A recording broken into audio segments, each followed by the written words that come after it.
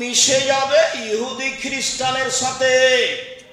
ডান হাতের বিঘত যেমন বাম হাতের সমান, আমার উম্মত মিশে যাবে ইহুদি খ্রিস্টানের সাথে। ডান পায়ের জুতা যেমন বাম পায়ের সমান, সমান সমান মিলে যাবে কৃষ্টি কালচারে, পোশাক আশাকে, খাতা কলমে, গাড়ি বাড়িতে, চলাফেরাতে, স্কুল কলেজে, খাওয়াতে পান করাতে, সব কিছুতে মিলে যাবে আমার উম্মত ইহুদি খ্রিস্টানের সাথে। ডান হাতের বিঘত যেমন বাম হাতের সমান, সমান সমান মিলে যাবে। ডান পায়ের জুতা যেমন বাম পায়ের সমান, আমার উম্মত ইহুদি খ্রিস্টানের সাথে মিশে যাবে। এখন দেখেন আগুন ফোটাচ্ছে, পটকা ফোটাচ্ছে এইখানে মুসলমানের ছেলে। আপনি দেখেন মাথার চুল, ওপরে চুল আছে, চতুর্দিক চাঁচা আছে, আপনার ছেলে। দেখেন আপনার ছেলের একটা গেঞ্জি আছে, নিচের পিছন দিকে 10 লেখা আছে, ওটা দেখতে দেখতে সলব শেষ। দেখেন আপনার মেয়ে পায়জামা পরে আছে, স্কিন পায়জামা, বাপ হজ করে উমরা করে, বাপও সাথে আছে, গেঞ্জি গায়ে দিয়ে আছে। দেখেন স্কুলের অবস্থা, মেয়েরা স্কুলে যাচ্ছে এক পোশাকে। যে আব্দুল্লাহ ইবনে উমর একদা সামিয়া মিজমারান, বাদ্যযন্ত্রের শব্দ শুনতে পেল, গান বাজনা বাদ্যযন্ত্রের শব্দ শুনতে পেল। তখন আব্দুল্লাহ ইবনে উমর তার 2 কানে 2 আঙ্গুল ঢোকিয়ে দিল। তারপর দূরে সরে গেল। দূরে সরে গিয়ে বলছেন, নাফে হালকা সমস্যায়ান, তুমি কি কিছু শুনতে পাচ্ছ? কুলতুল্লাহ, আমি বললাম জি না, এখন আর বাদ্যযন্ত্র শব্দ শুনতে পাচ্ছি না, বাজনা। ফারাফা ইসবাইহি মিন উজনাইহি, তখন তিনি তার 2 কান থেকে তার 2 আঙ্গুল বের করে নিলেন। বের করে নিয়ে বলছেন, নাফে শোনো, কুনতু মান নবী সাল্লাল্লাহু আলাইহি সাল্লাম, আমি একদা রাসূলের সাথে ছিলাম। ফাসামিয়া মিসলা যালিকা ফাসনা মিসলা যালিকা, আল্লাহর নবী এরকমই বাদ্যযন্ত্র শুনেছিলেন, শুনে কানে আঙ্গুল দিয়েছিলেন। তারপর রাস্তা থেকে সরে গেছিলেন, আমাকে জিজ্ঞাসা করেছিলেন, আব্দুল্লাহ ইবনে উমর, তুমি কি বাদ্যযন্ত্রের শব্দ শুনতে পাচ্ছ? আমি বললাম জি না, তখন তিনি আঙ্গুল সরিয়ে নিলেন। আপনার বাড়িতে চলে বাদ্যযন্ত্র, আমি কি করতে পারি? আপনার বিবাহে চলে বাদ্যযন্ত্র, আমি কি করতে পারি? আমি চেষ্টা করি গাড়িতে উঠলে বন্ধ করার, আমি চেষ্টা করলি বিমানে উঠলে বন্ধ করার, আমি চেষ্টা করি আমার আয়ত্তে থাকলে সেটা বন্ধ করার। আর আমাদের করার তো কোনো প্রশ্নই আসে না। ওই সময়তে এমপি মন্ত্রী নেতাদের, ইন্ডাস্ট্রিজের মালিকদের, বিত্তশালীদের সম্মান করা হবে গায়িকা ও বাদ্যযন্ত্র দিয়ে। বুঝা যায়নি কথা? নেতাদের, বড় বড় বিত্তশালীদের সম্মান করা হবে বেটি ছেলে মহিলা দিয়ে, গায়িকা দিয়ে, আর বাদ্যযন্ত্র দিয়ে। হাদিস বুখারী মুসলিম, আমি অনুবাদক। আপনি কেন দেখেন না যাওয়ার সময় একটা বই নেন, উপদেশ, এটা তো বেরাত, মানে আমি আপনার বাড়ির সদস্য বললেই চলে, বই তো আমার সাথেই থাকে। দেখেন একটা আলোচনা আছে বাদ্যযন্ত্র, একটা আলোচনা আছে গান বাজনা, দেখেন এ হাদিস দেওয়া আছে যে নেতাদের, বিত্তশালীদের সম্মান করা হবে 2টা জিনিস দিয়ে, মহিলা দিয়ে আর বাদ্যযন্ত্র গান বাজনা দিয়ে। এরপর শেষ হয়নি, এখনো বলছে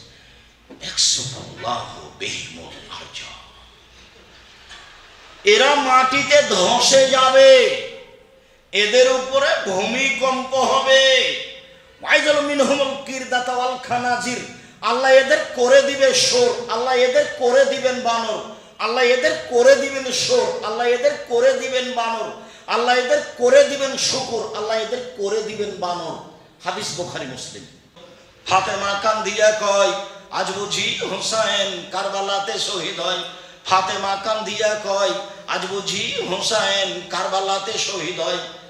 হুসাইন যেদিন কারবালার মাটিতে, ইরাকের মাটিতে কারবালার মাঠে শহীদ হন, তার 49 বছর আগে ফাতেমা মারা গেছে।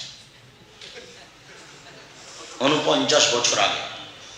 কি করে ফাতেমা কেঁদে বলতে পারেন এই কথা? সম্মানিত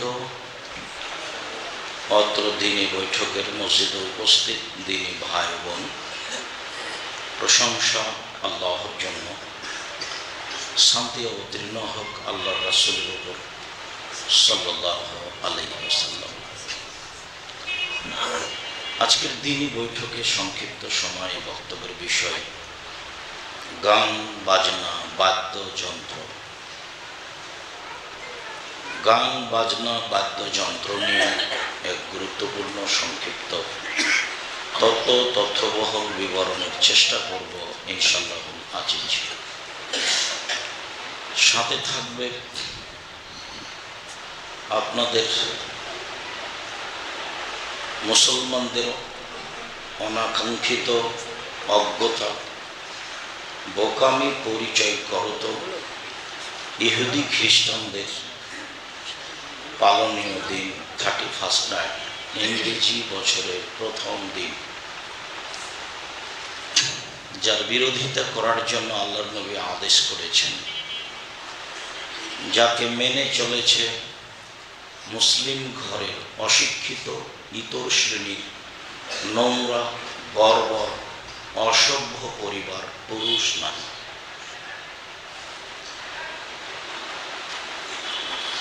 যারা জাতির জন্য কলঙ্ক, যাদের পরকাল ভয়াবহ, যারা ইহুদি খ্রিস্টানদের পালনীয় দোষর, যা বড় দুঃখজনক, ভয়াবহ। বেলায়েতের উপরে আমার আফসোস এই কারণেও যে আমার মনে হয় সারা বাংলাদেশে সবচেয়ে বড় আয়তনে অধিক সংখ্যক মানুষের পরিপূর্ণ এরিয়া বেলায়েত। যাদের অর্থ সম্পদ খুব বেশি না হলেও খুব কম, এ কথাও নয়, এরপরেও কোরআন হাদিস শিক্ষার একটা প্রতিষ্ঠান সারা বেলায়েত জুড়ে নেই। হিফজখানা মূলত প্রতিষ্ঠান নয়। হিফজখানা দিয়ে কোরআন হাদিস জানা যায় না। হাফেজ আমার চেয়ে 2টা সূরা মুখস্থ বেশি রাখে মাত্র।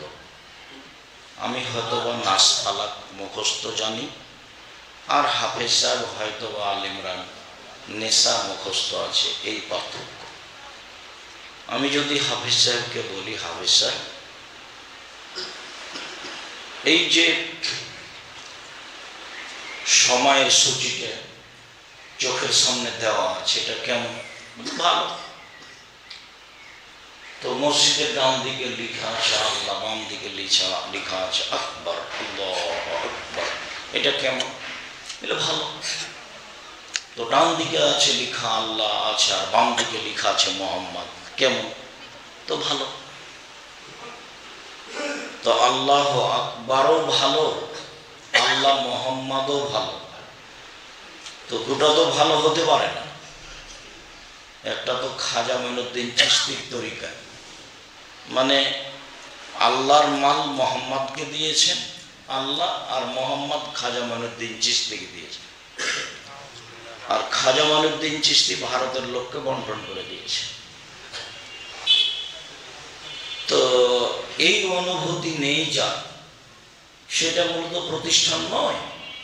হ্যাঁ, কওমি মাদ্রাসার সাথে কোরআন হিফজের একটা সেকশন থাকবে। কোরআন মুখস্থ থাকলে ইমামতি করা ভালো হয়, দিন ধর্ম প্রচার করা ভালো হয়, ইলমের সুবিধা হয়, এর জন্য হিফজখানা।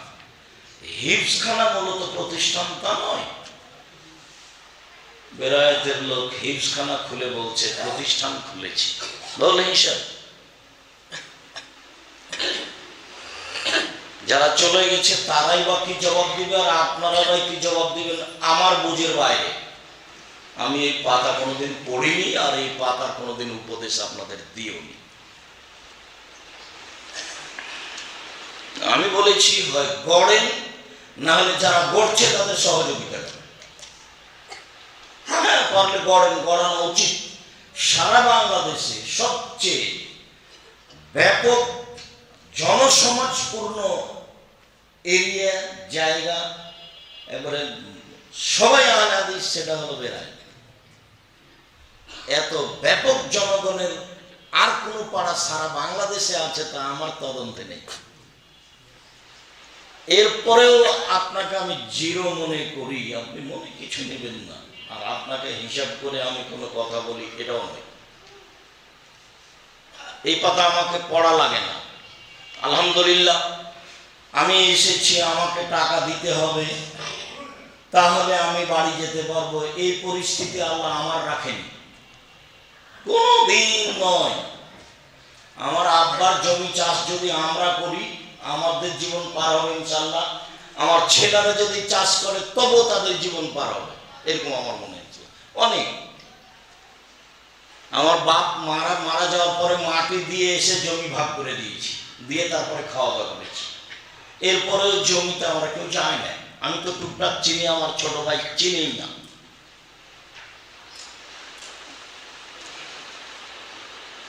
তো আলহামদুলিল্লাহ, কোনো দিন 12 বছর 13 বছর যাবৎ বেড়াইতে আসেনি। তারপর আল্লাহ কিভাবে নিয়ে এসেছেন উনি সর্বশক্তিমান। তবে আজকের আলোচনাই ছিল সেদিনের আংশিক আলোচনা। যেদিনের উপরে ক্ষিপ্ত হয়েছিল মানুষ, সেদিন দূরে নেই। আমি আমার ছেলে মেয়ে, ওমা তোমার আকাশ তোমার বাতাস এটা বলবে না। অন্ত আমি পার করেছি আমার জীবন, ওমা তোমার আকাশ তোমার বাতাস। ঠাকুর বলেছ কালিমা তোমার আকাশ তোমার বাতাস। আমি বলেছি তোর বাপের আকাশ। আমি বলছি আপনি কোন পথঘাট দিয়ে আমাকে পিছনে নিয়ে আসতে পারবেন না। ওই পাটায় আমি পরিণটা ছেড়ে দিয়েছি, ওই পাতায় আমি পড়ি না। আর ওইভাবে আল্লাহ আমাকে কোনোদিন নিয়েও যাননি। আলহামদুলিল্লাহ, ভালো অবস্থায় আছে। যার কারণে কোনদিন কোন ব্যক্তি, সভাপতি, সেক্রেটারি কাউকে খুশি করে সম্মান দিয়ে কথা বলতে হবে এরকম প্রয়োজন আমার পরিবেশ আমার জীবনে আসেনি। এমপি হোক, মন্ত্রী হোক, সে যেই হোক না কেন। হ্যাঁ, তবে এসেছেন, আমি বক্তব্য দিচ্ছি, তখন আমি বলেছি এমপি সাহেব, সম্মানিত এমপি সাহেব, আমাদের বক্তব্যের মাঝামাঝিতে আছি, আপনি কি জন্য অপেক্ষা করলে আমরা কথা শেষ করবো, তখন আপনি আপনার প্রয়োজনীয় কথা বলবেন। কথা ছেড়ে দিয়ে আমাকে কথা বলতে দিতে হবে, এই পরিবেশ আমার জীবনে ঘটেনি। আর আপনাকে আমি দিন রাত বলছি, আপনার পাশে যেটা প্রতিষ্ঠান জামিয়া সালাফিয়া, একদিক থেকে একদিক 9 পয়েন্ট কম 1 কিলোমিটার। কেন যে যান না তা আমি জানি না। প্রায় এখন 100 বিঘা, প্রায় কিছু কিনতে বাকি আছে। পূর্বাচলে 21 নম্বর সেক্টরের সাথে লাগা বাণিজ্য মেলার পিছনে, যেখানে একটা মসজিদ তৈরি হচ্ছে, যার 3 ভাগের 1 ভাগে পাইলিং খরচ আছে 2 কোটি টাকা। শুধু করে মাইজা ঢালাই হয়েছে প্রায় 2 কোটি টাকা। পিলার হচ্ছে, জমি সব কিনা, প্রায় জমি কিনা। কে টাকা দিয়েছে? আপনি দিয়েছেন। আপনারা একসাথে বেড়ায় তো কাউকে দেখি না, তাহলে আপনার কোনো ভাই দিয়েছে। জনগণের টাকা দিয়ে চলে এটা। প্রতি মাসে বেতন লাগে 32 লক্ষ, 32 লক্ষ।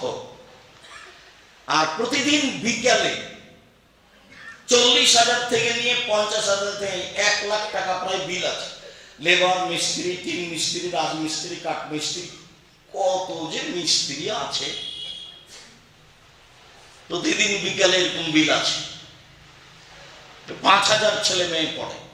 একটা মাদ্রাসাতে প্রায় 2,500 থেকে 3,000 ছাত্র ভর্তি ফরম দিয়ে মানে পরীক্ষা দিবে, কালকে অংশগ্রহণ করেছে, ভর্তি করেছে, ফর্ম পূরণ করেছে, আগামীকাল সকালে উপস্থিত হবে। সেটা কমই মাদ্রাসা। শিক্ষক আছেন ইন্ডিয়ার, যাদের খাওয়া ভিন্ন, থাকা ভিন্ন, বেতন লাগে প্রায় লাখের মতো করে। আর যারা মদিনা বিশ্ববিদ্যালয় থেকে আছেন তাদের শুধু খালি খাওয়া খরচ আর যাতায়াত খরচ লাগে, তাই বলে ওদেরকে বেতন লাগে না। আর যারা নিজের দেশে বড় বড় তো শিক্ষক আছেন, 300 জন শিক্ষক শিক্ষিকা।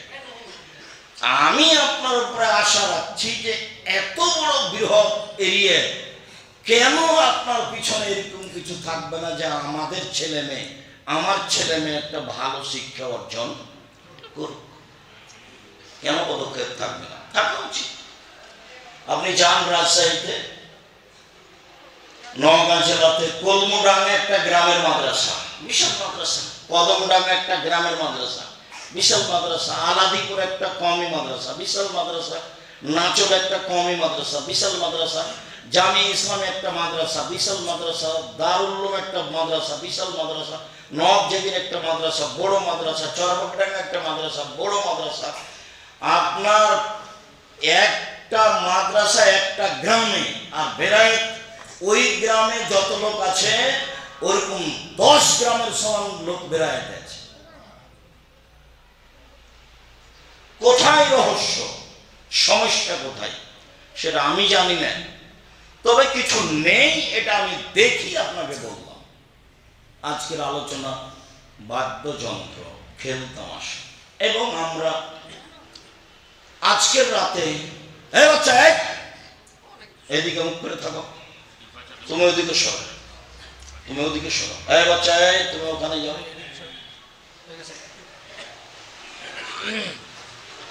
আপনারা যারা বাড়িতে আছেন, আজকে অনেক মানুষই বাহিরে, বেরায়েতের কম, আমি জানি আপনার ব্যস্ততা বেশি, তবে আজকে আসা উচিত ছিল।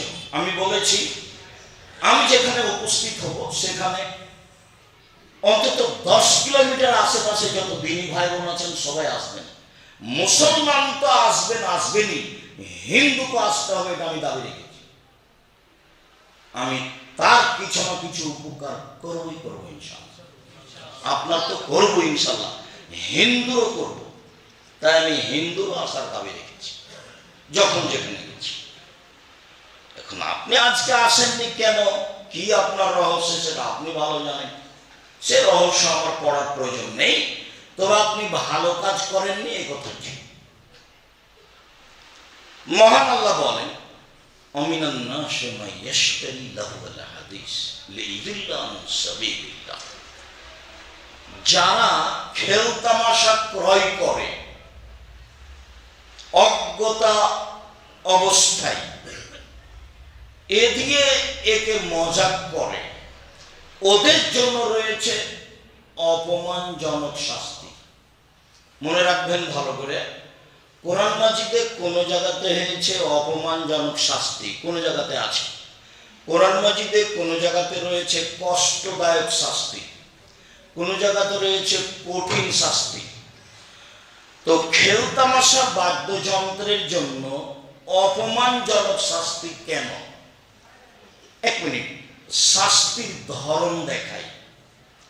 এই ছেলেটা অপরাধ করেছে, বললাম যে ওকে 10 লাঠি মারো, এটা একটা শাস্তি। এই ছেলেটা অপমান করেছে, ওকে বললাম যে থুথু মাটিতে ফেলে চেটে খাও, এটা একটা শাস্তি। তো এটা তো সহজ, 10 লাঠি তো অনেক ভারী, 10 লাঠি তো অনেক ভারী। তো কেমন শাস্তি হলো? আগেরটা হলো অপমানজনক, আর এটা হলো কষ্টদায়ক। যেগুলো পাপ মনের সাথে জড়িত, মনে চায়, যেগুলো পাপ মনের সাথে জড়িত, মনে চায়, সেগুলি পাপের শাস্তির নাম অপমানজনক শাস্তি।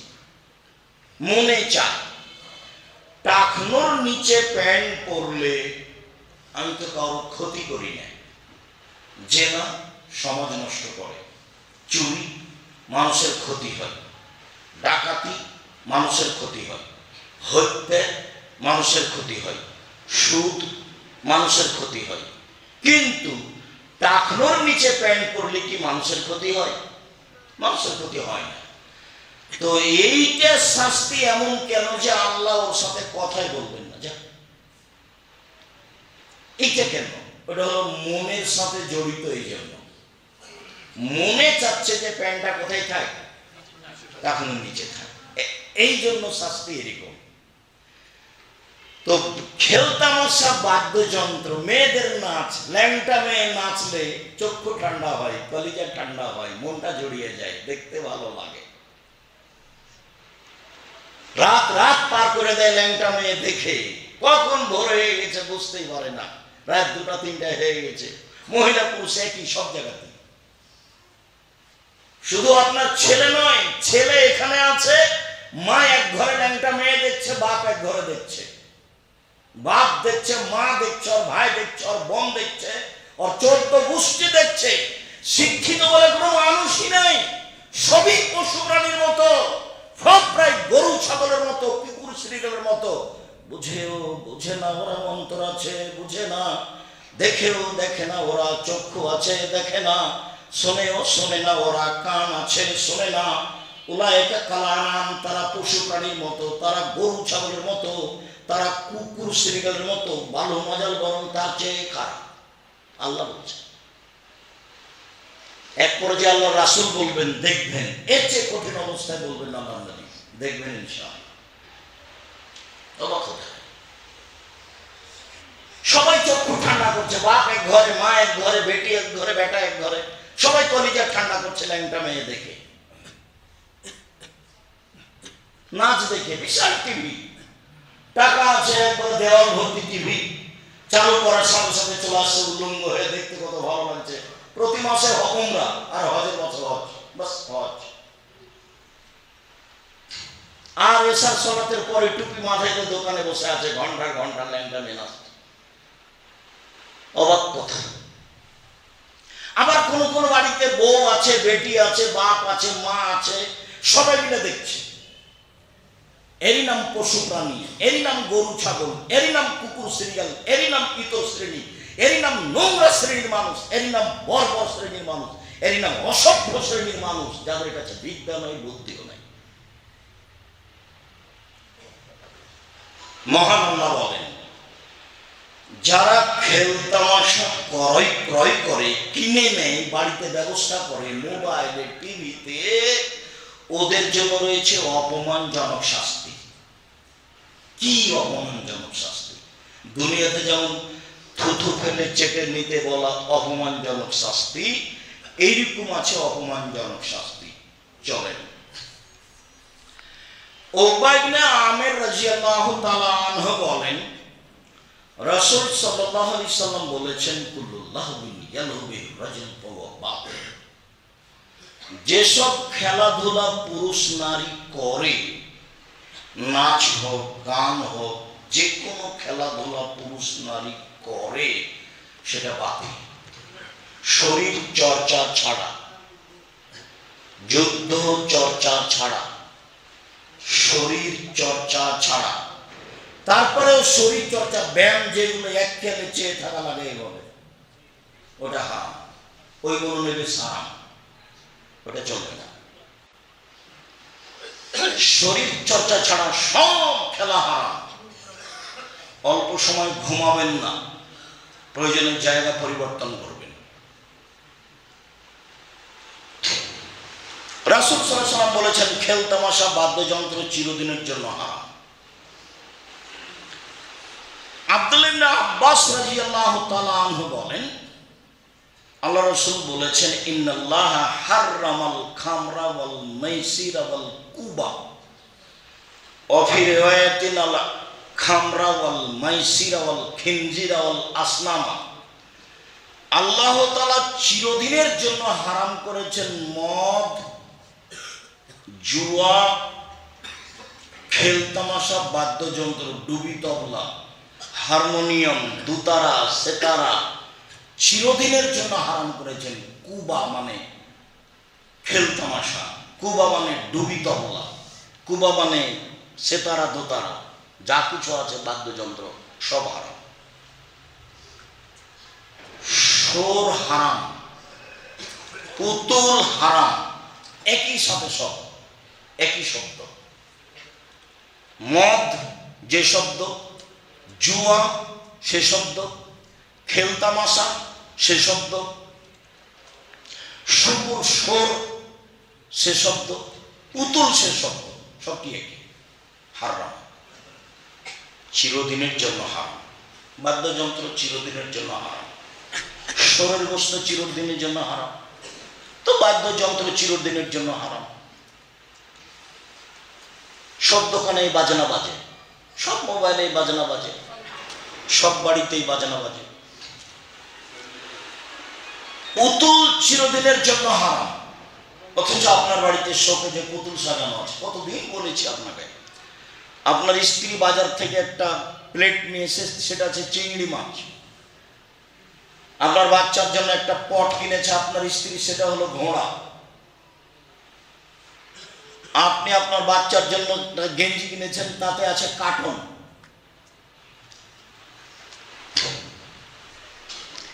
আপনার স্ত্রী একটা আয়না কিনেছে, সেটা হলো রুই মাছ, কাতল মাছ। আমরা তো এগুলো কিনি না, কিনবো না। কে যদি দিয়ে চলে যায় তাহলে ওকে লাথি দিয়ে ভেঙে দেবো তখনই, আনলে ফেরত। মানে 1 সেকেন্ড 1 মিনিট আমাদের বাসায় থাকার কোনো সুযোগ নেই, কোনো সুযোগই নেই, ওই পাতাই পড়ি না।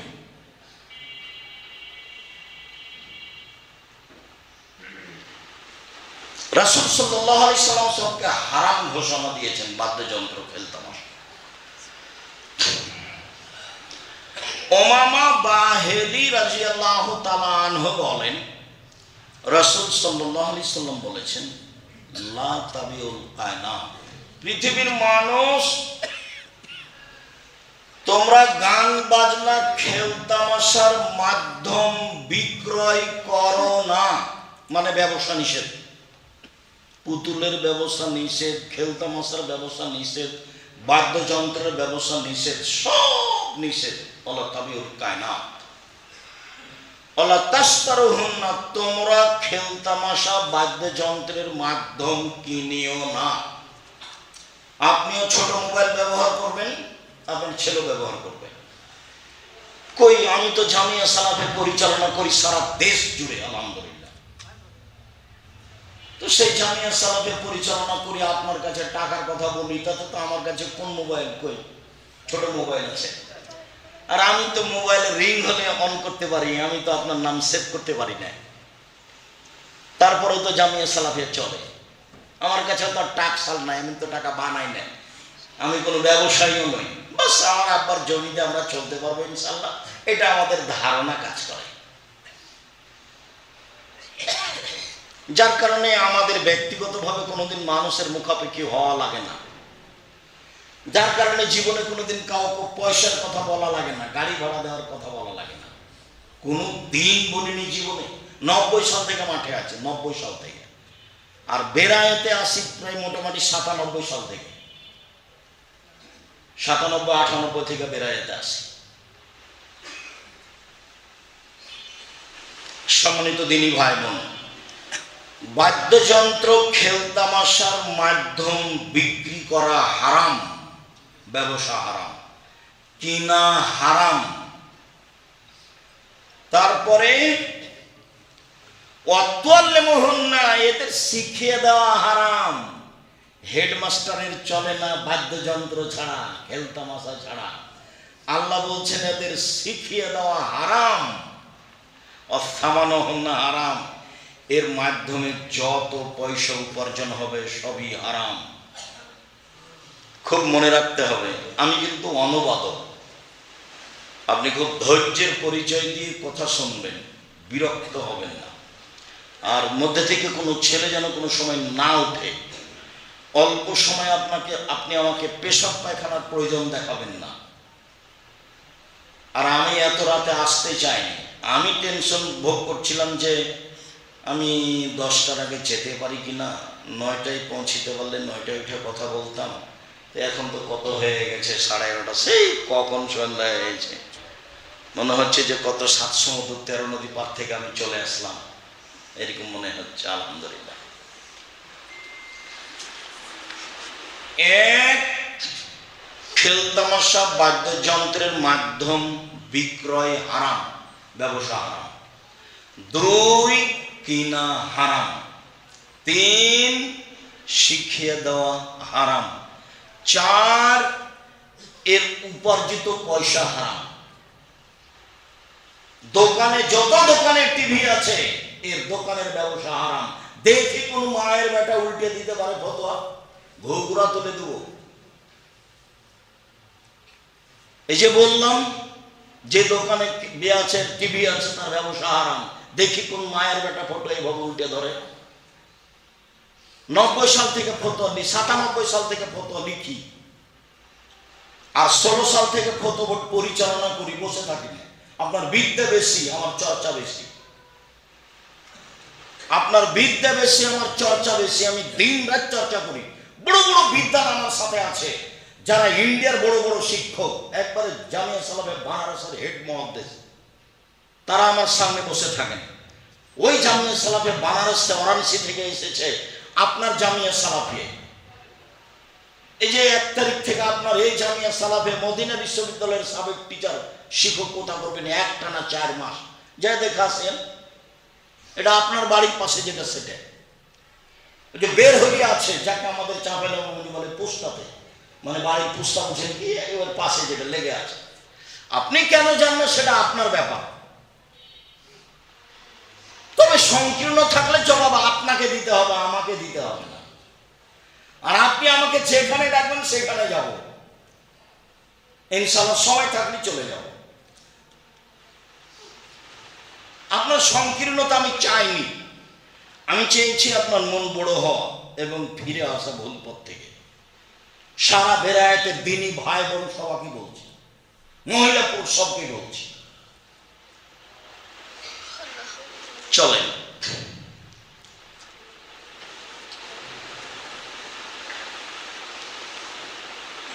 আবু মালিক আশআরী রাদিয়াল্লাহু তাআলা আনহু বলেন, রাসূল সাল্লাল্লাহু আলাইহি সাল্লাম বলেছেন, লা ইয়াকুনান্না মিন বাদি আকওয়াম, আমার পরে অচিরেই পুরুষ নারী আসছে। এই যে আমরা, আমার পরে অচিরেই পুরুষ নারী আসছে, ইস্তাহিলুনাল হেরা, যারা জেনাকে হালাল মনে করবে। জেনা পাপের কাজ নয়, জেনা পাপের কাজ নয়। অবাক কথা। অল হারিরা, রেশমিকে হালাল মনে করবে। অল খামরা, মদকে হালাল মনে করবে।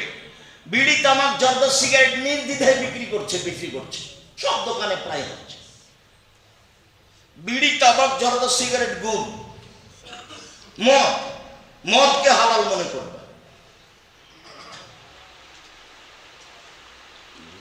জুয়াকে হালাল মনে করবে।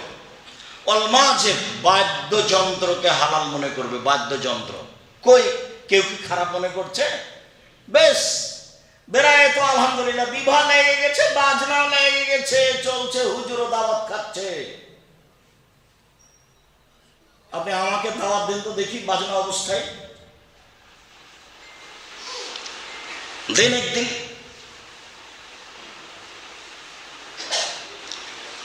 বাদ্যযন্ত্র চলছে, কোনো কথা নয়। বাস হজ করতে গেছিলেন এবছর, উমরা তো যান, টাকার তো অভাব নেই, আলহামদুলিল্লাহ। উমরা করতে কয় টাকা লাগে? ফকিরে ভিক্ষে চাইলে দিতে দেরি হয়। উমরা করতে আর কয় টাকা লাগে? 1 টাকা কর্জ দিলে 18 নেকি হয়, আর 1 টাকা দান করলে 10 নেকি হয়। আর দান উমরার চেয়ে হাজারো লাখ কোটি গুণ শক্তিশালী ইবাদত। উমরা যদি প্রতি বছরে 11 মাস করেন আর 1 মাসে হজ করতে যান, মোট যদি 12 বার করেন বছরে উমরা, তা আপনার বাপের 1 পয়সা উপকার করতে পারবেন না। 1 পয়সা, যে বাপ মরে গেছে। আপনি 10 টাকা দান করবেন আপনার বাপের নামে, ও কবরের শাস্তি বন্ধ করে দেবে। মাসে যদি 2 বার 3 বার উমরা করেন হবে না।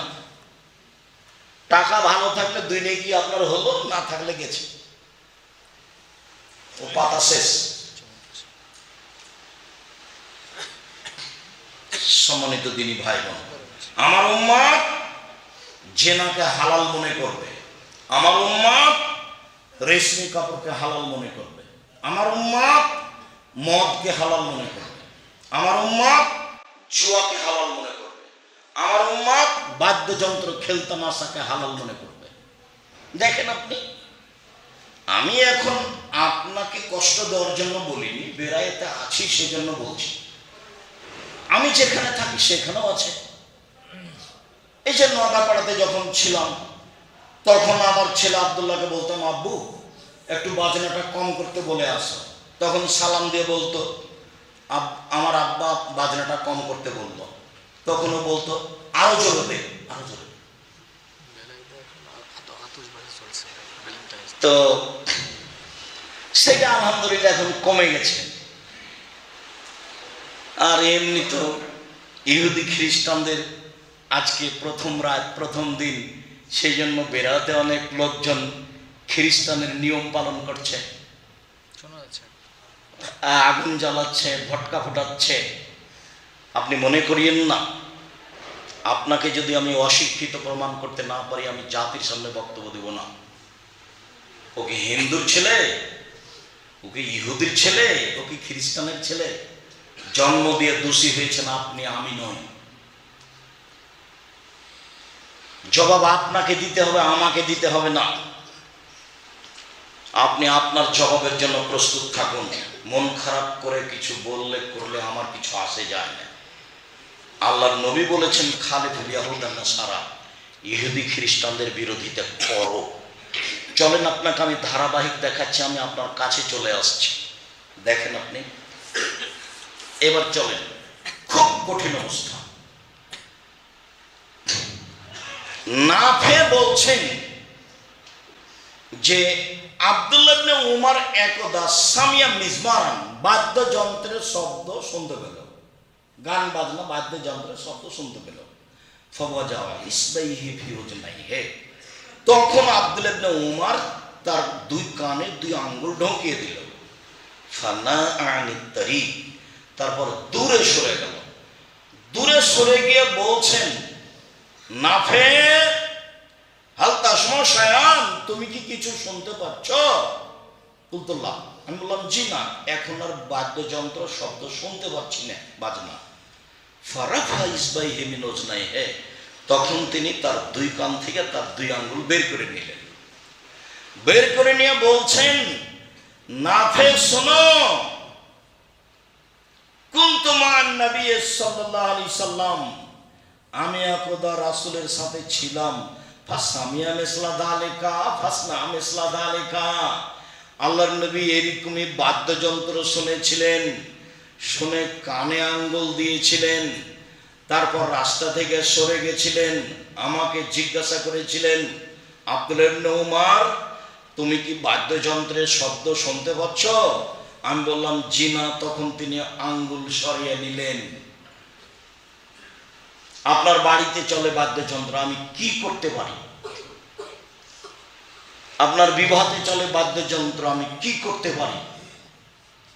আমি চেষ্টা করি গাড়িতে উঠলে বন্ধ করার, আমি চেষ্টা করলি বিমানে উঠলে বন্ধ করার, আমি চেষ্টা করি আমার আয়ত্তে থাকলে সেটা বন্ধ করার। আর আমাদের করার তো কোনো প্রশ্নই আসে না। ভুল আমি বুঝিনি, আপনি আমার দিনী ভাই বোন, আপনি বুঝেছেন। আর আপনারা দুইজন হলেন স্বামী স্ত্রী, ছেলে মেয়ে আপনার। জবাব দেওয়ার জন্য আপনি প্রস্তুত থাকেন।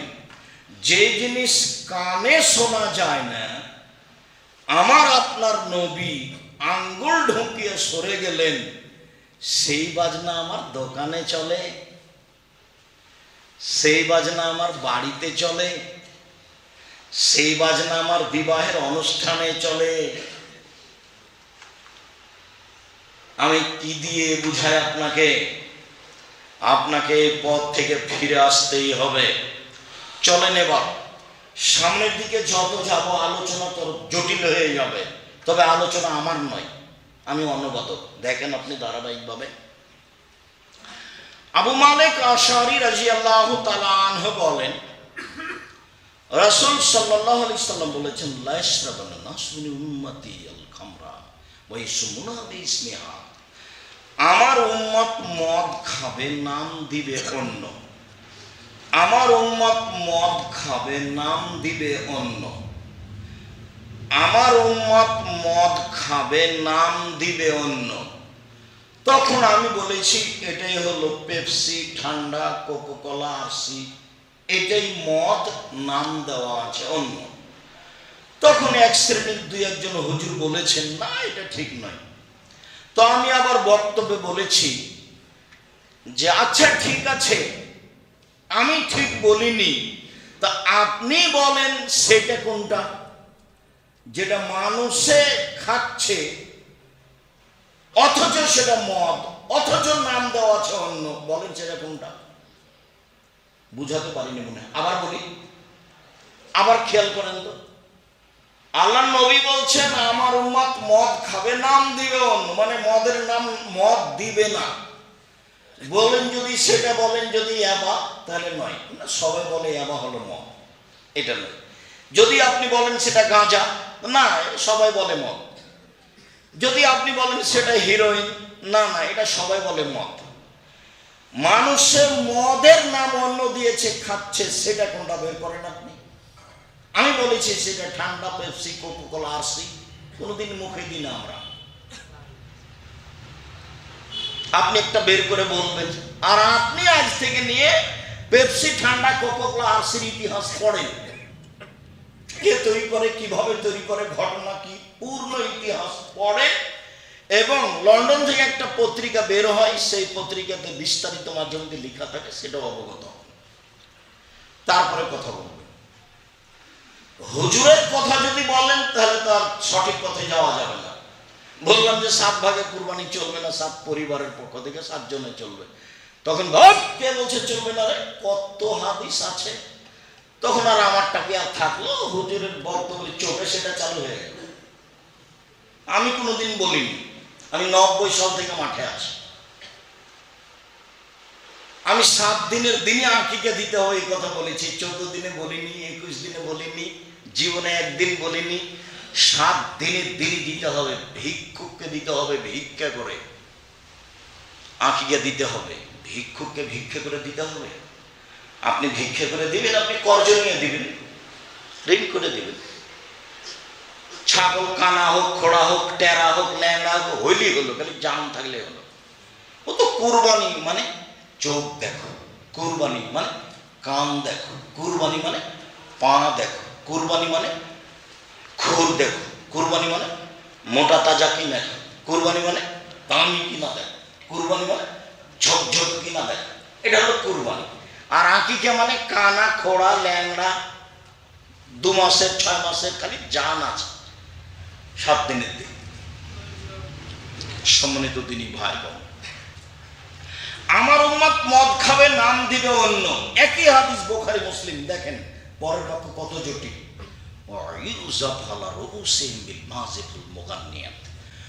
ওই সময়তে এমপি, মন্ত্রী, নেতাদের, ইন্ডাস্ট্রিজের মালিকদের, বিত্তশালীদের সম্মান করা হবে গায়িকা ও বাদ্যযন্ত্র দিয়ে। বোঝা যায়নি কথা?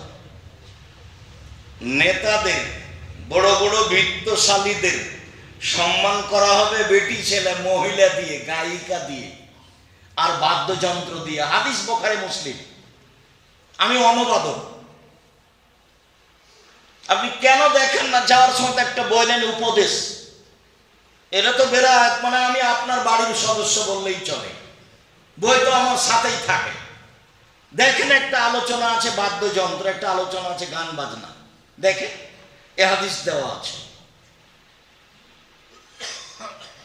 যে নেতাদের, বিত্তশালীদের সম্মান করা হবে 2টা জিনিস দিয়ে, মহিলা দিয়ে আর বাদ্যযন্ত্র, গান বাজনা দিয়ে।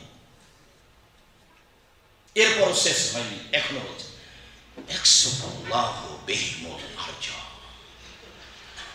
এরা মাটিতে ধসে যাবে, এদের উপরে ভূমিকম্প হবে। আল্লাহ এদের করে দিবে সোর, আল্লাহ এদের করে দিবেন বানর, আল্লাহ এদের করে দিবেন সোর, আল্লাহ এদের করে দিবেন বানর, আল্লাহ এদের করে দিবেন শুকুর, আল্লাহ এদের করে দিবেন বানর। হাদিস বুখারী মুসলিম। বিবেচনা করেন দেখি আপনি। বলে কই আব্দুল রাজ্জাক সাহেব একদিনও কেউ সোর হয়নি? হবে, বলা লাগবে না, হাদিস তো বুখারী মুসলিম, হবেই হবে, হবেই হবে।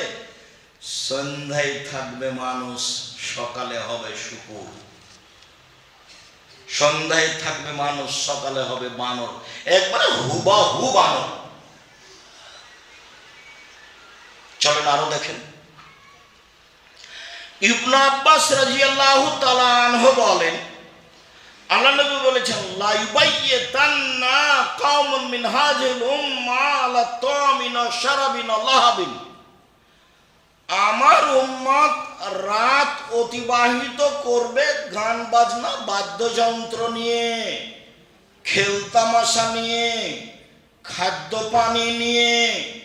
আমার উম্মত রাত অতিবাহিত করবে খেলতামাশা বাদ্যযন্ত্র নিয়ে, খানা পানি নিয়ে, মদ নিয়ে।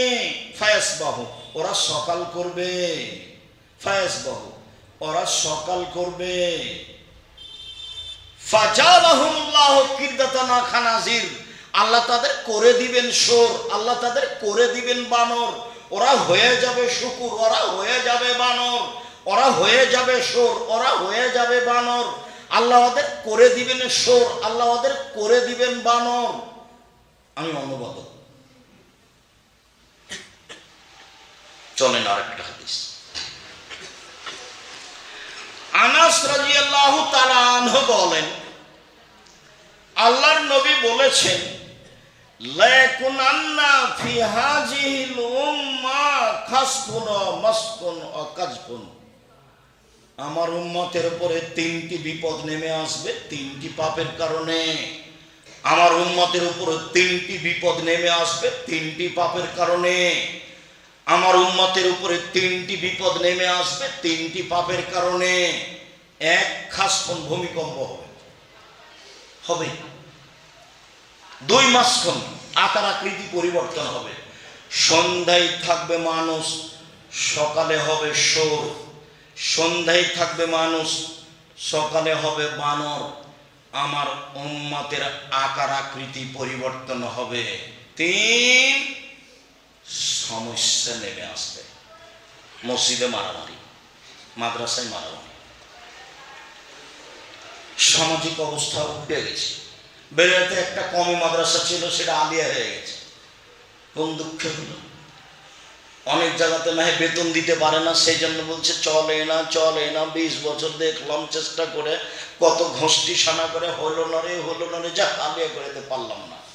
সেটা কি এটা? টাকা তো মাশাআল্লাহ আছে, সেটা আলিয়া হবে কেন? চাঁপাইনবাবগঞ্জে আলিয়া 12 জনে খালি, আলিয়া এলএম থেকে খালি, সরকার বেতন থেকে আরো ঠেকা লেগেছে পড়াতে। আমি ছাত্র পরীক্ষা করে নিই, বড় বড় বিদ্যান দিয়ে পড়াই, বড় বড় বিদ্যান দিয়ে পাহারা দিই, তারপর বেশি বেতন দিয়ে সরকারি লেভেলের আর্মি রিটায়ার্ড পারসন লোক আছে দেখাশোনার করার পর 3-4 জন 5 জন, ওরা আর্মি রিটায়ার্ড, প্রতিষ্ঠান কন্ট্রোল করবে, সেই জন্য পাহারাদার আছে, রিসিপশন আছে, সব কিছু দিয়ে প্রতিষ্ঠান চালাই। একাডেমিক ভবন ভিন্ন, পড়ার থাকার জায়গা ভিন্ন, তারপরেও টিকতে পারি না। আর আপনি আলিয়া মাদ্রাসা খুলে বিদ্যা টিকাবেন? ধর্ম পাগল হয়ে গেছে।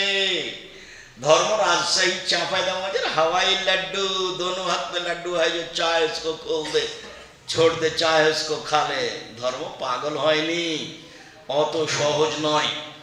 জামিয়া সালাফে পাহারাদার আছে, জামিয়া সালাফে রিসেপশন আছে, জামিয়া সালাফের প্রতিষ্ঠান তদন্তের জন্য আর্মি আছে, রিটায়ার্ড পারসন, জামিয়া সালাফের তদারকের জন্য শিক্ষক আছেন, জামিয়া সালাফের পড়ানোর জন্য বড় বড় দেশ বিদেশের বিদ্যান আছে।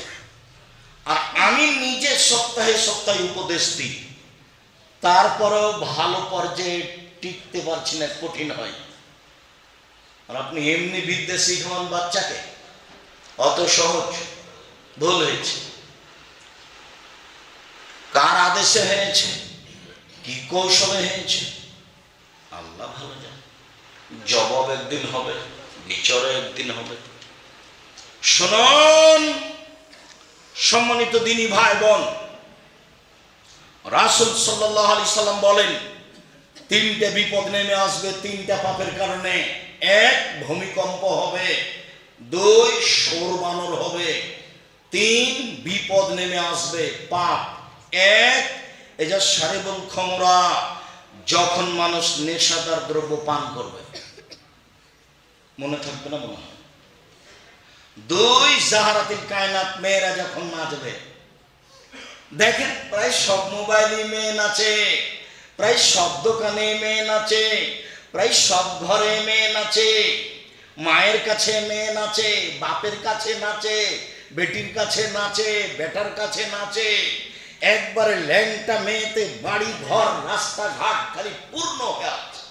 চক্ষু ঠান্ডা করে, কলিজা ঠান্ডা করে, জানটা সহাত করে উলঙ্গ মেয়েকে দেখে। রাসূল সাল্লাল্লাহু আলাইহি সাল্লাম বলেন হজিবাতিন নার বিশাহওয়াত, জাহান্নাম ঘেরা আছে মনের ইচ্ছে দিয়ে। হজিবাতি জান্নাত বিল মাকারিহে, জান্নাত ঘেরা আছে নিয়ম নীতি কষ্ট ক্লেশ ত্যাগ তিতিক্ষা দিয়ে। আপনাকে যেন ভারী না লাগে, আমি কিন্তু অনুবাদক, ভারী লাগলে আমার কিছু করার নেই। এক, নেশাদার দ্রব্য খাবে আমার উম্মত। দুই, মেয়েরা নাচবে। তিন, বাদ্যযন্ত্র। দেখেন সব জায়গায় পাওয়া যাচ্ছে কিনা, প্রায় সবাই। এই যে মসজিদে বসে আছি, প্রায় ছেলের হাতে মোবাইল আছে। টিকে থাকা খুব কঠিন। যেদিন প্রথম জুমার খুতবা দিই 13 বছর পরে এখানে, সেদিন একটা হাদিস বলেছিলাম, আপনি মনে হয় ভুলে গেছেন। যখন আল্লাহ ইবলিসকে বললেন ইবলিস তুই আদমকে মেনে নে, তো ইবলিস বলল আরে আদম মাটির তৈরি আর আমি আগুনের তৈরি, তাকে মেনে নিব মানে? তা আল্লাহ বলছেন সব সব সব সরে যা। যখন ইবলিস দেখলো যে তাহলে তো আমি রহমত থেকে বঞ্চিত হয়ে গেলাম, তখন বলছে আল্লাহ আমার একটা কথা শুনেন। কি কথা? আমাকে বাঁচার সুযোগ দেন এলাই ইয়াউমি ইউবাসুন, বিচারের দিন পর্যন্ত, কিয়ামত পর্যন্ত আমাকে বাঁচার সুযোগ দেন। তখন আল্লাহ বলছেন ঠিক আছে, এলা ওয়াক্তিম মালুম, একটা সময় পর্যন্ত দিলাম। হুবাহু আল্লাহ ইবলিসের ভাষাটা নকল করলেন না, তো দিলেন। যেমন দিয়েছেন তেমন ইবলিস বলছে রব্বি, দেখেন ইবলিসের ঢং, রব্বি হে আমার প্রতিপালক, তোমার সম্মানের কসম, তোমার ইজ্জতের কসম, লাউবিয়ানাল ইনসানা মাদামা তারহুম ফিয়াসাদিহিম, আদমের ছেলে মেয়ের দেহে যতক্ষণ শ্বাস আছে আমি তাকে ভুল পথে নিয়ে যাবই। আমি তাকে মোবাইলে ল্যাংটামে দেখাবই। আমি তাকে পাপী করিয়েই ছাড়বো। আমি একাই জাহান্নামে যাব, আদমের ছেলে মেয়েকে নিয়ে যাব। তখন আল্লাহ বলছেন ইজ্জাতি ওয়া জালালি ওয়া ইরতিফায়ে মাকানি, ইবলিস শুনে রাখ, আমার সম্মান, আমার ইজ্জতের কসম, আমার সম্মানের কসম, আমার মর্যাদার কসম, আমার সম্মানের কসম, আমার ইজ্জতের কসম, আমার মর্যাদার কসম, আদম সন্তান যতবার ক্ষমা চাইবে ততবার ক্ষমা করে দিব। ক্ষমার আলোচনাটা ছিল, প্রথমে ছিল ক্ষমা, পরে ছিল দয়া। আর না হলে প্রথমে ছিল দয়া, পরে ছিল ক্ষমা। তো আল্লাহ বললেন না যে ইবলিস তুই পারবি না। ইবলিস যখন বলল করব, তখন আল্লাহ বললেন আচ্ছা ঠিক আছে, আদমের ছেলে মেয়ে যদি বলে ভুল হয়েছে তো আমি ক্ষমা করে দেব। ওই যতবার বলবে ততবার করবো ক্ষমা, যতবার বলবে আমাকে ততবার ক্ষমা করে দেবো। তাহলে আমার বলাটা থেকে গেল, বলাই লাগবে। মানে কিছু করাই লাগবে, তাছাড়া হবে না। চলে আল্লাহ রাসূল এবার আফসোস করে বলছেন, দুঃখিত তিনি বলছেন, ইন্না মিম্মা আতাখাওয়াফা আলা উম্মতি, আমার উম্মতের উপরে আমি তিনটে বিষয়ে আশঙ্কা করি। তিনটে। এক, আইম্মাতাম মুজিল্লিন, ভ্রান্ত হুজুর হবে ভ্রান্ত, ধর্ম বিক্রি করে খাবে। আমিও মানুষ, আমারও তদন্ত হওয়া উচিত। উমর রাদিয়াল্লাহু তাআলা আনহু যদি এখন বেঁচে থাকতেন, বাংলাদেশের শতকরা 95 জন বক্তার আজীবন জেল হতো, এরা কেউ বাইরে থাকতে পারত না। আমার জানা অনুপাতে কোরআন হাদিসের কথা বলে এমন মানুষ খুবই কম। একদিন আমি ইন্ডিয়া কাটিহারে বক্তব্য দিতে গেছি, তো উর্দু ভাষায় বক্তার বক্তব্য দিচ্ছে। তো উর্দু ভাষার শক্তি খুব বেশি, দিচ্ছে ফট করে বলছে, বক্তব্য মানে ফাটিয়ে ফেলে দিচ্ছে। মানুষ আবার বুঝে, তারা উর্দু ভাষা বুঝে, কিন্তু বাড়িতে তারা বাংলা বলে। ওরা বাঙালি, ওরা সব মালদা জেলা, চাঁপাইনবাবগঞ্জ জেলা। তা আমি এখন 11টার সময় মাঠে গেছি বক্তব্যের মঞ্চে, গিয়ে সালাম দিয়ে একটু করে বলছে, আচ্ছা ভাইজান, আমি সন্ধ্যে 7টায় এসেছি এখানে, দিয়ে কান লাগিয়ে আছি, দেখি বক্তা কি বলে। তো 7টা থেকে 11টা পর্যন্ত আমি কোনো বক্তব্য বুঝতে পারিনি বক্তা কি বললেন। তো আপনারা কি পেরেছেন? তো জনগণ বললো যে আমরাও পারিনি, কি যে বললেন। তারপর আমি সভাপতি সাহেবকে বললাম, সভাপতি সাহেব আপনি কি বুঝেছেন কিছু? তো সভাপতি বলছেন যে আমিও কিছু বুঝিনি। উর্দু ভাষীরা আরো মিথ্যার আশ্রয় নেয় বেশি বাঙালিদের চেয়ে। একবারে মিথ্যা কথাতে বক্তব্য ভর্তি হয়ে আছে, প্রায় অংশই মিথ্যা। যেমন আপনাদেরকে আমি 30 বছর থেকে দেখে আসছি, 90 সাল থেকে 34 বছর নাকি 34 বছর দেখো স্যার, দোয়া খাতমিল করা, মানুষের বানানো দোয়া কোরআন মাজিদের গায়ে লিখে দিয়েছে। কই আমি বাংলাদেশের প্রায় সব জেলাতে দেখাচ্ছি, সব জেলাতে বড় হুজুর, মাইজকল হুজুর, সাজকল হুজুর, যে আছে তাই সামনে বানানো কথাই বলছে। আমি তখন বক্তার বক্তব্যের কথা বলেছি যে বক্তার বক্তব্যকে আমি পুঁথির গান মনে করি। বক্তার বক্তব্যকে আমি পুঁথির গান মনে করি। পুঁথির গান মানে আমরা চাঁপাইনবাবগঞ্জের মানুষ ভাদ্র মাসের ধান কেটে নিয়ে খড়গুলিকে এক জায়গাতে করে গরমে বাড়ির বাহিরে ওই পুঁথির বই খুলে পড়তো 4-5 জন মিলে। তো মোটামুটি অনেক কথা এরকম। তার একটা কথা, 6 মাসের রাস্তা মর্দ 6 দিনে গেল, ঘোড়ায় চড়িয়া মর্দ হাঁটিয়া চলিল। পুঁথি গান। 6 মাসের রাস্তা মর্দ 6 দিনে গেল, ঘোড়ায় চড়িয়া মর্দ হাঁটিয়া চলিল। ফাতেমা কান্দিয়া কয়, আজ বুঝি হুসাইন কারবালাতে শহীদ হয়। ফাতেমা কান্দিয়া কয়, আজ বুঝি হুসাইন কারবালাতে শহীদ হয়।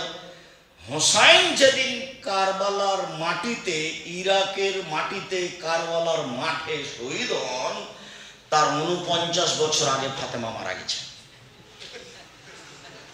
49 বছর আগে। কি করে ফাতেমা কেঁদে বলতে পারেন এই কথা? তো হুজুরের বক্তব্যকে আমি পুঁথি গানের বক্তব্য মতো মনে করেছি। আর আপনাকে তো বলেছি কয়েকদিনই, এদেশে একটা বই আছে মুকসেদুল মুমিনিন। মুকসেদুল মুমিনিন বই একটা হেডলাইন আছে, অবিবাহিত ছেলে মেয়ের পড়া নিষেধ। তো যে দেখে সেই পড়ে, যে দেখে সেই পড়ে, কি আছে লেখা। তো আমিও পড়ে দেখেছি, তবে তখন আমি বিভাগ করেছি। আমি যখন পড়ে দেখি তখন আমি অবিবাহিত ছিলাম না, আমি বিবাহ করেছি, তখন পড়ে দেখছি হেডলাইন হলো অবিবাহিত ছেলে মেয়ের পড়া নিষেধ। এখন কি আছে লেখা? লেখা এভাবে আছে, সফরের পূর্বে স্ত্রী হলে ছেলে ভ্যাংচা হয়, ভরা পেটে স্ত্রী মিলন হলে ছেলে টেরা হয়, চন্দ্র সূর্য গ্রহণের সময় স্ত্রী মিলন হলে ছেলে কানা হয়। আল্লাহর হস্তে পুরো আলোচনা মিথ্যে এবং সরাসরি কোরআন মাজিদের বিপরীত। কোরআন মাজিদে আল্লাহ তাআলা বলছেন নিসাউকুম হারসুল লাকুম ফাতু হারসাকুম আন্না শিতুম। পৃথিবীর মানুষ তোমাদের স্ত্রী, তোমাদের জমি। পৃথিবীর মানুষ তোমাদের স্ত্রী, তোমাদের ক্ষেত। পৃথিবীর মানুষ তোমাদের স্ত্রী, তোমাদের জমি। পৃথিবীর মানুষ তোমাদের স্ত্রী, তোমাদের ক্ষেত। তোমরা তোমাদের জমি খেতে আসো তোমাদের ইচ্ছা মতো, সকালেই কি, বিকালেই কি, দুপুরেই কি, ভরা পেটেই কি, সফরের পূর্বেই কি, চন্দ্রগ্রহণ লাগলেই কি আর না লাগলেই কি। অথচ এভাবে লেখা আছে। কলম বক্তব্য প্রায় অংশেই মিথ্যা। পৃথিবীর মানুষ মনে রেখো, রাসূল সাল্লাল্লাহু আলাইহি ওয়াসাল্লাম বলছেন, দিনী ভাই বোন, এক, আমার উম্মতের মাওলানারা হবে ভ্রান্ত, ধর্ম বিক্রি করে খাবে, ধর্মের নামে মিথ্যা কথা বলবে। একবারে কোরআন মাজিদ খুলে বলছে, দেখেন আল্লাহ বলছেন ভোট দিতে, তাই বলছে যে এ হাত দিয়ে যে ভোট পাবে দিবে সে জান্নাত পাবে।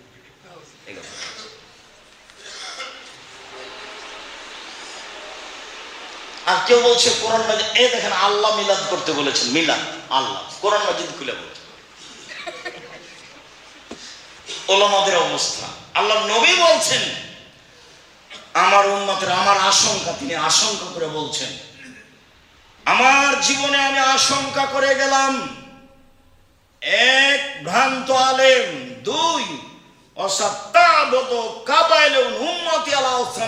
আমার উম্মত মূর্তি পূজা করবে, আমার উম্মত মূর্তি পূজা করবে,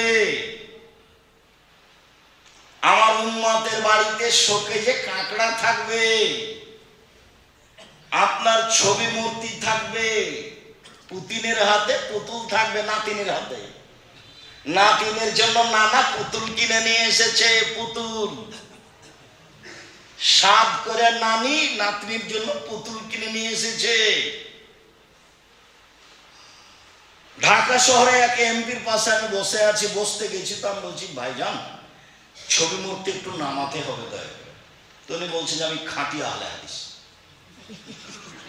আমি বললাম যে পাশে বাঘ রেখে খাঁটি আহলে হাদিস হওয়া যায়? আর বেলায়েতের এক চেয়ারম্যানের বাসায় আমি বসিনি। আমি বললাম যতক্ষণ পর্যন্ত ছবি মূর্তি না সরানো হবে ততক্ষণ পর্যন্ত আমি আপনার বাড়িতে আসবো না, বসবো না। ঘর খালি করে পরে আমাকে ডেকেছিলেন যে ঠিক আছে, যেদিন ঘর খালি হবে সেদিন আপনাকে ডাকবো। ঘর খালি করে ডেকেছিলেন। আমি নিজে রংপুরে এক শহরে প্রোগ্রামে গেছি, এক মাওলানা, নাম বলছিলেন, চিনতে পারবেন, বসে আছেন এক ঘরের বড় ঘর, চতুর্দিকে ছবি মূর্তি লাগানো আছে। তো আমি সালাম দিয়েই বলছি আসসালামু আলাইকুম, ইন্না লিল্লাহি ওয়া ইন্না ইলাইহি। আপনি এখানে বসে আছেন ভাইজান এই রুমে? তা আমাকে হাসছে, বলছে আরে আপনি মুহাদ্দিস মানুষ। এই কথা বলতে আমার অন্তরটা খুব কষ্ট পেল। তখন আমার পাশে ছিল, এই ছেলে চলো দেখো তো বেঞ্চ আছে, রিক্সা আছে কিনা, আমি এখনই ফিরে যাবো রাজশাহী। এখন আমি হাঁটতে লাগলাম, পিছনে পিছনে ওরা দৌড়াতে লাগলো, দৌড়াতে দৌড়াতে অন্য জায়গাতে গিয়ে রাখলো। চলেন নোয়াখালীর কথা বলি। নোয়াখালীতে এক মাওলানা ঘরে বসে আছেন।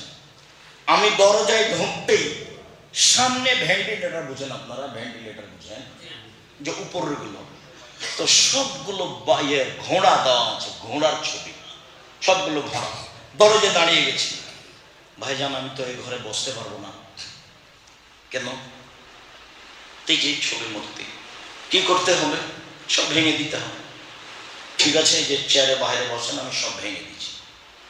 সব ভেঙে ফেলে আমাকে ভিতরে নিয়ে গেলেন।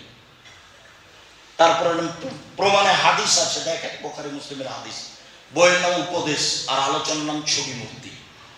দেখেন জিবরাইল আসেননি ছবি মূর্তির কারণে, আল্লাহ নবী ঢুকেননি ছবি মূর্তির কারণে, ওমর রাদিয়াল্লাহু তাআলা ঢুকেননি ছবি মূর্তির কারণে। বগুড়াতে বাড়িতে ঢুকতে যে চেয়ারে যে খাটে শুতে দিয়েছে, দেখি সেই খাটের হাতে আছে ময়ূর,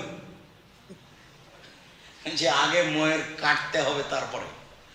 নইলে আমি চলে যাব, যে গাড়িতে এসেছি সেই গাড়িতেই চলে যাব। তা আমি এখন বাহির দাঁড়িয়ে আছি, দাম নিয়ে এসে একবারে কোপ দিয়ে কেটে ফেলে আমাকে বসতে দিয়েছে। বলছে ওই খাট ভেঙে ফেলে দেবো, কেটে ফেলে দেবো, আপনি আগে বসবেন, আপনি আমার সম্মানী মেহমান। এরকম 5টা খাটের আসে যায় না আমার কাছে। আপনার ভালোবাসাকে শুকরিয়া, জাযাকাল্লাহ খায়র, আপনার ভালোবাসার উপরে আমি আগ্রহী, জাযাকুমুল্লাহ খায়র। আল্লাহ নবী বলছেন, দেখেন আমার উম্মত হিন্দুদের সাথে মিশে যাবে। মূর্তি পূজা, মূর্তি কাদের বাড়িতে থাকে? হিন্দুর বাড়িতে থাকে। গান বাজনা কারা আগে করত? হিন্দু। পরের বাক্য,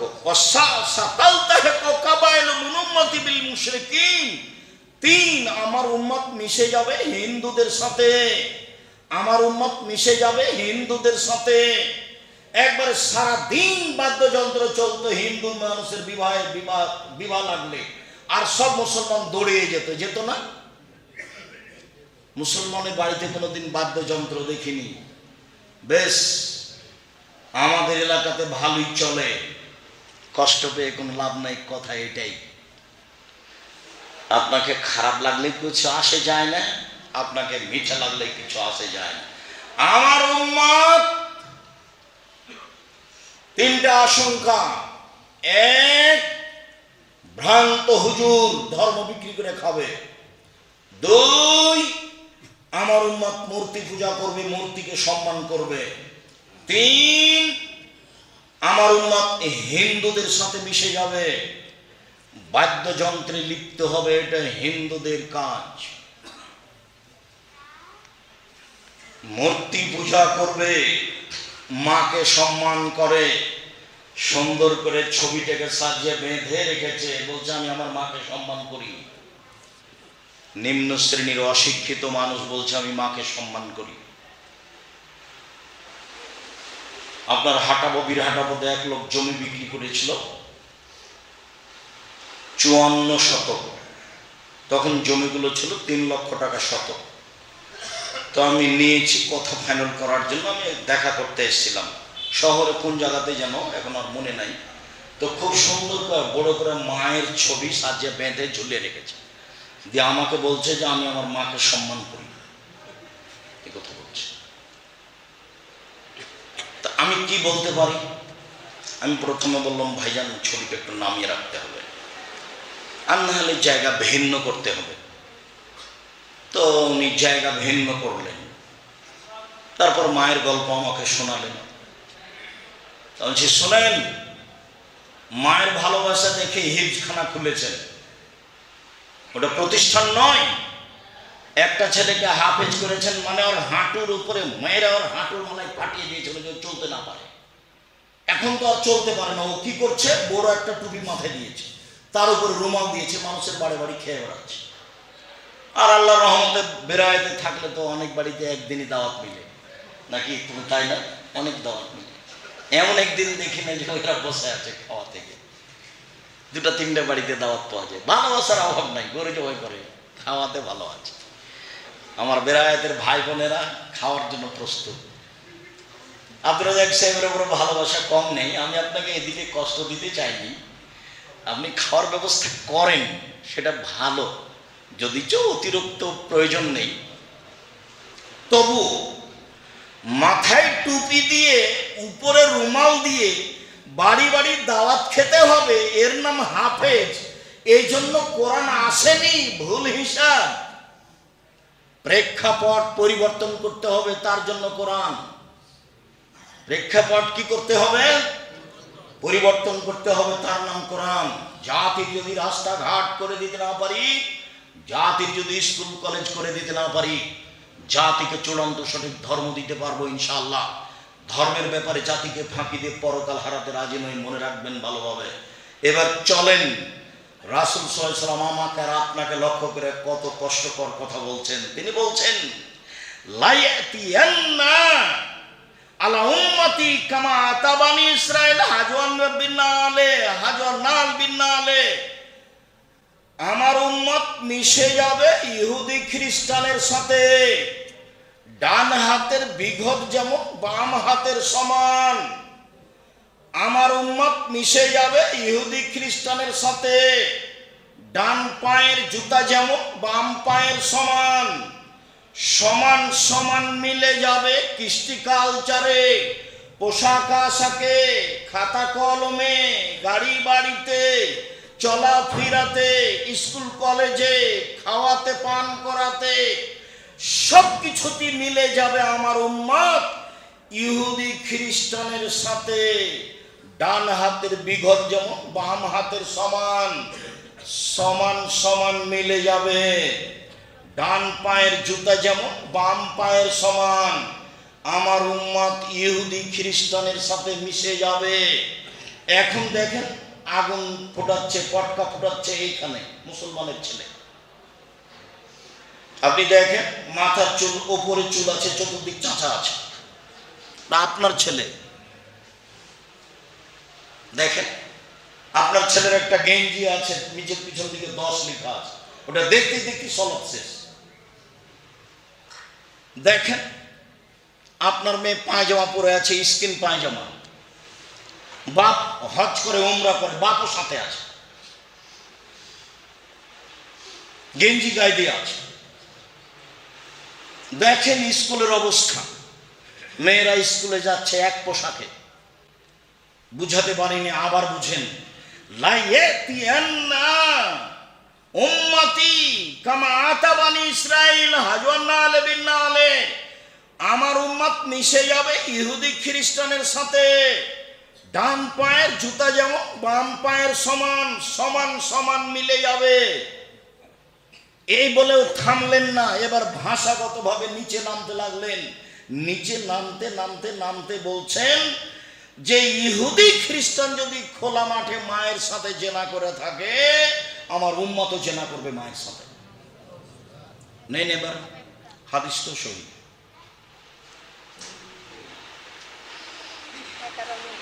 তাহলে আপনি এবার করেন। আজকে হলো 31st নাইট। সারা ঢাকাতে কি করছে ছেলে মেয়ে দেখেন, প্রায় সবাই মুসলমানের। এরকম পিতা হলো ইতর শ্রেণীর মানুষ, এরকম মা হলো ইতর শ্রেণীর মানুষ। এরাই হলো বন্য বাপ মা, এরাই হলো বর্বর বাপ মা, এরাই হলো অসভ্য বাপ মা, এরাই হলো নিম্ন শ্রেণীর পিতামাতা। এরা জাতিকে কলঙ্ক করেছে। এদের ছেলে মেয়ে শিক্ষিত নয়। এইসব ছেলে মেয়েকে যদি আমি অশিক্ষিত প্রমাণ করতে না পারি, এইসব বাপ মাকে যদি আমি অশিক্ষিত প্রমাণ করতে না পারি, জাতির সামনে বক্তব্য দিব না। 30 বছর থেকে বলে আসছি, 30 বছর থেকে বলে আসছি। আমার মত মিশে যাবে ইহুদি খ্রিস্টানের সাথে। না বুঝলে আবার বলি, এইটা কি বলেন তো? ডান হাতের বিঘত বাম হাতের সমান, মানে সমান সমান। মানে আমার উম্মত ইহুদি খ্রিস্টানের সাথে মিশে যাবে কিসেই? সমান সমান কৃষ্টি কালচারে, চাল চলনে, কথাবার্তাতে, খাওয়া পান করাতে। সেটা দাঁড়িয়ে খাওয়া হোক, সেটা বাম হাতে গিলাস হোক, সেটা খেলতামাশাই হোক, সেটা পোশাক পাতিতে হোক, সেটা 31st নাইটে হোক। মানে দেখবেন তো অরিটা করছে সব ওদের মতোই, মাথার চুল ছাটে তাদের মতোই, গেঞ্জি গায়ে দেয় তাদের মতো, চা খায় তাদের মতো, দাঁড়িয়ে থাকে তাদের মতো, গাড়িতে চলে তাদের মতো, মেয়ে পোশাক তাদের মতো, তার পোশাক তাদের মতো, গেঞ্জি তাদের মতো, চুলহাটা তাদের মতো, রান্না বান্না তাদের মতো, খাওয়া তাদের মতো। যতগুলো খাওয়া আপনার চোখের সামনে রেডি হয় আপনি খান, ওতে আমার থুথু দেওয়ার মন হয় না। এই যে এখানে ঢাকা শহরে বসুন্ধরাতে একটা জায়গাতে একটা লোক নিয়ে গেল, তো ওতে ৭৭ আইটেমের খাওয়া আছে। তো বলছে কোনটা নিয়ে আসবো আপনার জন্য? তো আমি বলছি যে আমি যখন দুবাইয়ে গেছি তখন কত আইটেমের জন্য খাবার থাকতো, তো 40 মিনিট বসে থাকতে হয়। তো বলছি ভাইজান আমি এই খাদ্য খাই না, আর এরকম বসে থাকা খাদ্য খাই না, এটা আমার কুলাবে না, আমার পাউরুটি যথেষ্ট। আমি এই খাদ্য খেয়ে সময় কাটাতে পারবো না, আমি একদিনও যাইনি। শেষ পর্যন্ত 5-7 দিন পরে আমার জন্য পাকিস্তানি হোটেল ঠিক করেছি। তবু বলে রেখেছি আসার সাথে সাথে দিতে হবে, যা আছে সেটা দিবেন। উনি 5 মিনিট বসে থাকবে না। 40 মিনিট বসিয়ে থাকে, বলছে যে এগুলো এখন রেডি আপনাদের জন্য নিয়ে আসেন সব। আমি এসব কিছু খাই না, ওসব খাদ্য আমি থুথু দিতে চাই না। আপনি খান, টাকা আছে খান, ছেলে মেয়ে খান, খাচ্ছে তো জাতি খাচ্ছে না, অত বড় বড় হোটেল চলছে না, সব প্রায় মুসলমান। এরাই ইহুদিদের চরিত্রে, এরাই খ্রিস্টানের চরিত্রে। এদের ব্যাপারে আল্লাহ রাসূল আফসোস করে বলেছেন, ভিক্ষুককে টাকা দেয় না, বলছে মাফ করো। ভিক্ষুককে কি বলে? মাফ করো বলে। ভিক্ষুককে টাকা দেয় না, ভিক্ষুক বাড়িতে যেতেও পারে না, 7টা দরজা আছে, ভিতরে কোথায় থাকে বউ তার কোনো হিসাব নাই। সব নিয়ম নীতি ইহুদি খ্রিস্টানদের সাথে। আমি যদি বুঝাতে না পারি, আমি অক্ষম, তাই আমি বুঝাতে পারি নাই। আমার উম্মাত মিলে যাবে ইহুদি খ্রিস্টানের সাথে। ডান হাতের বিঘত যেমন বাম হাতের সমান, ডান পায়ের জুতা যেমন বাম পায়ের সমান। বলতে বলতে ভাষাগত নিচে নামতে লাগলেন, বললেন ইহুদি খ্রিস্টান যদি মায়ের সাথে জেনা করে থাকে আমার উন্নত করবে,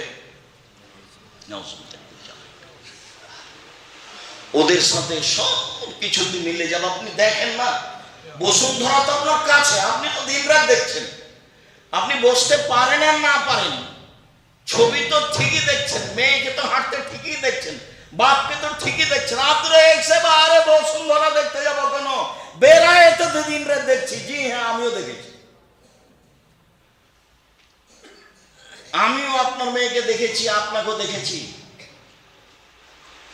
এভাবে চলতে কি দেখাতে চাচ্ছেন আপনি? কয় পয়সা বিদ্যা রাখেন, ছেলে মেয়ে কি করে, ভুল হিসাব। আপনাকে আমি কষ্ট দিতে চাইনি, ফিরে আসতে হবে, ফিরে আসতেই হবে।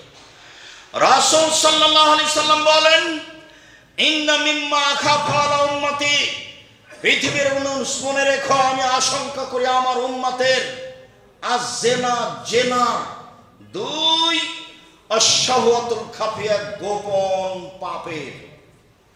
আমি আমার উম্মতের উপর আশঙ্কা করে যাচ্ছি জেনা।